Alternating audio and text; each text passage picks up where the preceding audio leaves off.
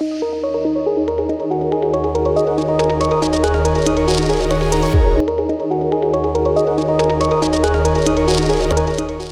बच्चों, कैसे हैं आप सभी। उम्मीद करती हूँ आप सभी बहुत अच्छे से होंगे और खूब अच्छे से पढ़ाई भी कर रहे होंगे। बच्चों, क्या आप जानते हैं कि मैं कौन हूँ? जी हाँ बच्चों, मैं हूँ आपकी टीचर और मेरा नाम है मनीषा झा। बच्चों, हिंदी में हम क्या क्या पढ़ने वाले हैं, क्या क्या पढ़ेंगे?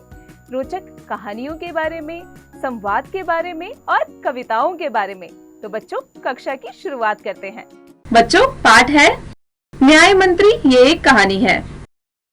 संध्या का समय था, यानी शाम का समय था। चारों ओर अंधकार फैला हुआ था। ऐसे में किसी ने घर का दरवाजा खटखटाया। चारों तरफ अंधेरा ही अंधेरा था और किसी ने अचानक से दरवाजा खटखटा दिया। कौन है? ब्राह्मण शिशुपाल ने दरवाजे के निकट जाकर पूछा।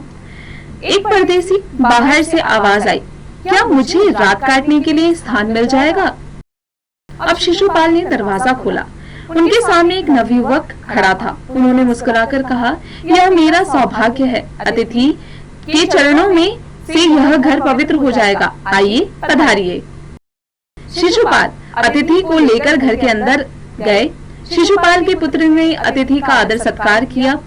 यह देख परदेसी मुग्ध हो गया। उसे बहुत अच्छा लगा।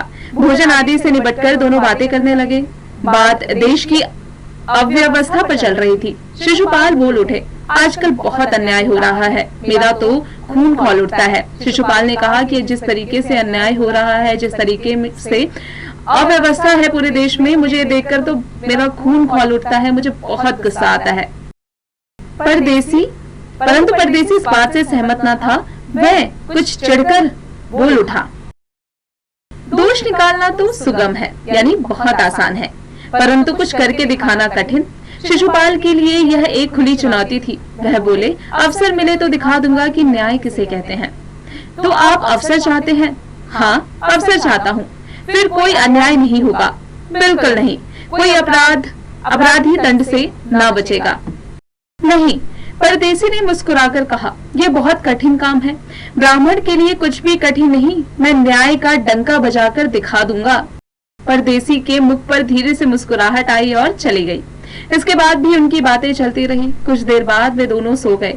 सुबह उठकर परदेसी ने शिशुपाल को धन्यवाद देकर उनसे विदा ली।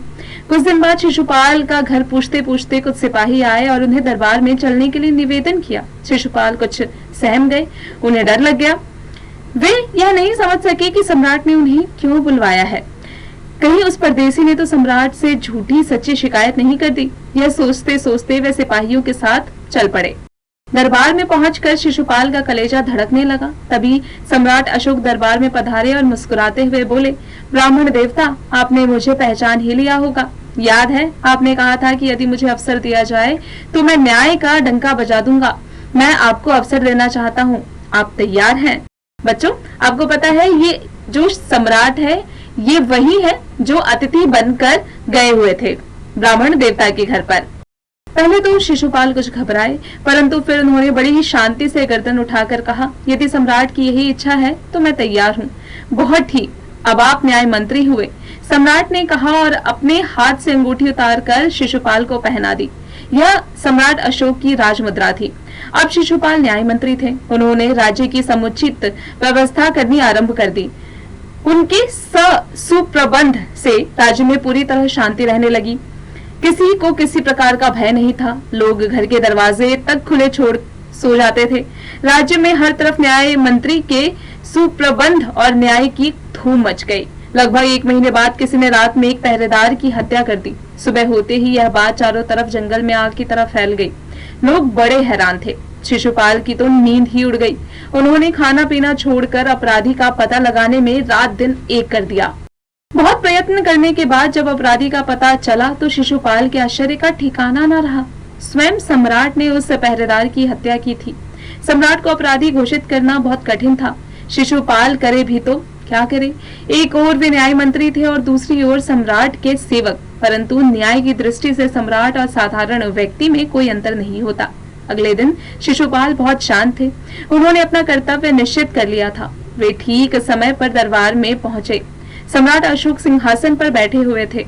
आते ही उन्होंने शिशुपाल से पूछा, अपराधी का पता चला? न्याय मंत्री ने साहस पूर्वक कहा, जी हाँ, पता चल गया।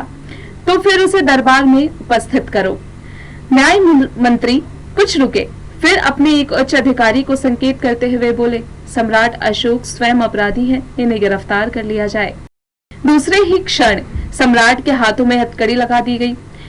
न्याय मंत्री ने कहा, अशोक, तुमने पहरेदार की हत्या का अपराध किया है, तुम इसका क्या उत्तर देते हो? सम्राट होंठ काट कर रह गए। न्याय मंत्री ने फिर पूछा, तो तुम अपना अपराध स्वीकार करते हो?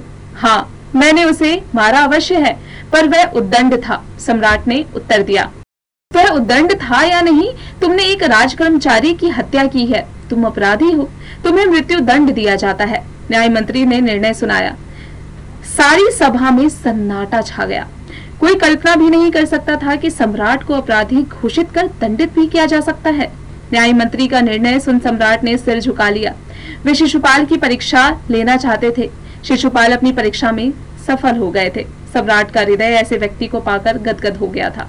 शिशुपाल की यह परीक्षा थी जो सम्राट द्वारा ली गई थी। वो देखना चाहते थे कि शिशुपाल सच में वैसा ही व्यक्ति है जैसा वो दिखा रहा है या वो कुछ अलग है। लेकिन जो शिशुपाल थे वो सच में न्यायमूर्ति ही निकले। तभी न्याय मंत्री का संकेत पाकर एक कर्मचारी अशोक सम्राट की सोने की मूर्ति लेकर उपस्थित हो गया। न्याय मंत्री ने खड़े होकर कहा, सज्जनों, यह सच है कि मैं न्याय मंत्री हूँ। यह भी सच है कि अपराधी को दंड मिलना चाहिए, परंतु अपराधी और कोई नहीं, स्वयं सम्राट है। शास्त्रों में राजा को ईश्वर का रूप माना गया है, इसलिए उसे ईश्वर ही दंड दे सकता है। अतएव मैं आज्ञा देता हूँ कि सम्राट को चेतावनी देकर छोड़ दिया जाए और उनके स्थान पर उनके सोने की मूर्ति को फांसी पर लटका दिया जाए, जिससे लोगों को शिक्षा मिले। न्याय मंत्री का न्याय सुन सभी उनकी जय जयकार कर उठे। जब सब लोग चले गए तो शिशुपाल ने राजमुद्रा सम्राट अशोक के सामने रख दी और बोले, महाराज, यह राजमुद्रा वापस ले लें, अब मुझसे यह बोझ नहीं उठाया जाएगा। अशोक ने उनकी ओर सम्मान भरी दृष्टि से देखते हुए गदगद कंठ से कहा, आपने मेरी आंखें खोल दी हैं। आपका साहस प्रशंसनीय है। यह भार आपके अतिरिक्त और कोई नहीं उठा सकता। न्याय मंत्री निरुत्तर हो गए। बच्चों, सम्राट भी शिशुपाल की न्याय को देखकर वो भी आश्चर्यचकित थे और बेहद खुश भी थे कि उनके राज्य में, उनके राजमंत्री में कोई ऐसा भी व्यक्ति उन्होंने शामिल किया है जो न्याय का एकदम प्रतीक है। शब्द पिटारा, वर्ड मीनिंग्स। परदेसी, दूसरे देश का, फॉरेनर। अतिथि, मेहमान, गेस्ट। सुगम, आसान। सिंपल, अवसर, मौका, ओकेजन। सहमना, ठिठकाना, ठिठकना। अफ्रेड, प्रयत्न, कोशिश, एफर्ट, दृष्टि, नजर। साइट, क्षण, पल, सेकंड। श्रुतलेख, डिक्टेशन। संध्या, सत्कार। ब्राह्मण, न्यायमूर्ति। मुद्रा, क्षण, प्रयत्न। अभ्यास, एक्सरसाइजेस। मौखिक, ओरल। इन प्रश्नों के उत्तर दो। इन प्रश्नों के उत्तर बच्चों आपको मौखिक रूप में देना है। पाठ का अभ्यास करके इसका अभ्यास आप स्वयं कीजिएगा। लिखित, रिटन। इन प्रश्नों के उत्तर लिखो। इन प्रश्नों के उत्तर बच्चों आपको लिखकर यानी लिखित रूप में देना है। पाठ की मदद से इसका अभ्यास स्वयं कीजिएगा। सही उत्तर के सामने सही का निशान लगाओ। ब्राह्मण का नाम क्या था? शिशुपाल। ब्राह्मण ने परदेसी का क्या किया? सत्कार। कुछ दिन बाद कुछ सैनिकों ने शिशुपाल से किया गिरफ्तार। राजा के पास चलने का आग्रह। चारों ओर न्याय मंत्री के सुप्रबंध तथा न्याय की धूम मच गई। पहरेदार की हत्या का अपराधी कौन था? राजा। सही शब्द चुनकर रिक्त स्थान भरिए। अतिथि के चरणों से यह घर डैश हो जाएगा, पवित्र हो जाएगा।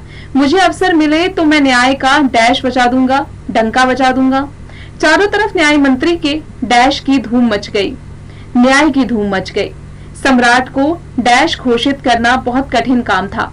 अपराधी। शास्त्रों में राजा को ईश्वर का रूप माना गया। स्तंभ अ को स्तंभ ब से मिलाओ। स्तंभ अ दिए गए हैं बच्चों, उसके बाद में स्तंभ ब है, इनका मिलान करना है। आंखों का तारा यानी कि बहुत प्यारा। आंखें दिखाना यानी मना करना। कांटे बिछाना यानी अधिक। आंखें दिखाना, मना करना। कांटे बिछाना, परेशान करना। 9-2-11 होना, भाग जाना। कोल्हू का बेल, अधिक परिश्रमी। सही कथन के सामने सही तथा गलत कथन के सामने गलत लगाओ, क्रॉस लगाओ। सुबह उठकर परदेसी शिशुपाल को गालियां देने लगा। गलत। दरबार में पहुंचकर शिशुपाल का कलेजा धड़कने लगा। सही। सम्राट ने शिशुपाल को अपनी तलवार दे दी। गलत। लगभग 3 महीने बाद किसी ने रात में एक पहरेदार की हत्या कर दी। सही। सम्राट के स्थान पर इनकी मूर्ति को फांसी पर लटका दिया जाए। सही।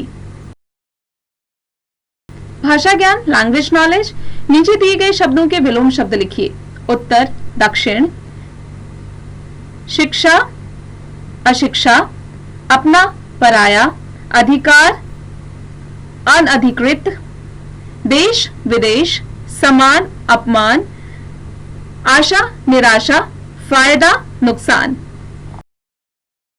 नीचे दिए गए शब्दों के संज्ञा भेद लिखिए। बच्चों, एक तरफ शब्द दिए गए हैं और दूसरी तरफ हमें उनके संज्ञा भेद को लिखना है। कैसे लिखेंगे? देश, जातिवाचक। देश, बच्चों, ये जातिवाचक संज्ञा है। इसी प्रकार से आपको सभी के संज्ञा भेद लिखने हैं यहाँ पर। इसका अभ्यास आप स्वयं कीजिएगा। नीचे दिए गए शब्दों से नए नए शब्द बनाएं, जैसे धन, निधन, धनवान, धनी। फिर है डर, डरपोक, निडर, बवंडर। देश, विदेश, देशद्रोही, देशभक्त। आशा, पाशा, आशावादी, नशा। आलोचनात्मक सोच, क्रिटिकल थिंकिंग। इस कहानी से आपको क्या शिक्षा मिलती है बच्चों? इसका अभ्यास आप स्वयं कीजिएगा। समूह कार्य, ग्रुप डिस्कशन। न्याय प्रिय व्यक्तित्व पर कक्षा में चर्चा कीजिए। जिस व्यक्ति को न्याय पसंद हो, जिस व्यक्ति को सच्चाई पसंद हो, इसके बारे में आपको कक्षा में चर्चा करना है। इसका अभ्यास आप स्वयं कीजिएगा। रचनात्मक गतिविधि, हमें न्याय प्रिय क्यों होना चाहिए, इस विषय पर एक लघु निबंध लिखिए। बच्चों, इस पर आपको एक निबंध लिखना है। इसका अभ्यास आप स्वयं कीजिएगा। बच्चों, उम्मीद है आपको कक्षा में पढ़ाई गई हर एक बात अच्छे से समझ में आ गई होगी। अब आप इसका अभ्यास निरंतर करते रहिएगा।